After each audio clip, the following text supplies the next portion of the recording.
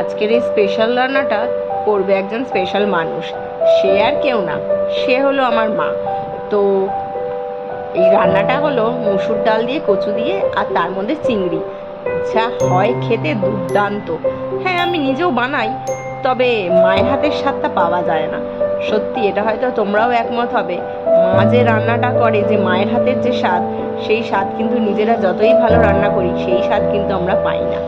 তো যাই হোক, মা তাড়াতাড়ি করে আমার জন্য বানিয়ে দিল আজকের কচু দিয়ে মুসুর ডাল, তার মধ্যে চিংড়ি দিয়ে। তো তোমাদের সাথে কথা বলতে বলতে তোমাদেরকে রেসিপিটাও দেখিয়ে দিলাম। তো দেখো, আচ্ছা তোমরা একটা কথা বলো, তোমরা কি কখনো এরকম কচু দিয়ে, মুসুর ডাল দিয়ে, চিংড়ি দিয়ে খেয়েছো? যদি খেয়ে থাকো তাহলে অবশ্যই জানিও। আর যদি নাও খেয়ে থাকো, তোমরা কিন্তু বাড়িতে একবার ট্রাই করতে পারো, দারুণ লাগবে খেতে। আমার তো দুর্দান্ত লেগেছিল, সত্যি কথা। মানে এতটাই ভালো হয়েছিল যে বলার বাইরে। আবার সেটা মা যেহেতু নিজে তৈরি করেছে, মানে সে তো তার স্বাদ তো আরোই বেড়ে গেছে। তো যাই হোক, আমার তো খুবই ভালো লেগেছে। তো তোমরা অবশ্যই কিন্তু বাড়িতে একবার ট্রাই করতে পারো। তার যদি কেউ এই রেসিপিটা এরকমভাবে যদি কেউ খেয়েও থাকো, সেটাও অবশ্য জানিও।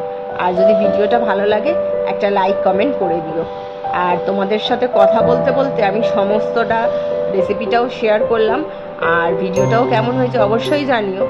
তো সবাই ভালো থেকো, টাটা। আর সবাই কিন্তু একটা লাইক করতে ভুলো না। আর অবশ্যই নিজেরা বাড়িতে ট্রাই করো। Bye bye.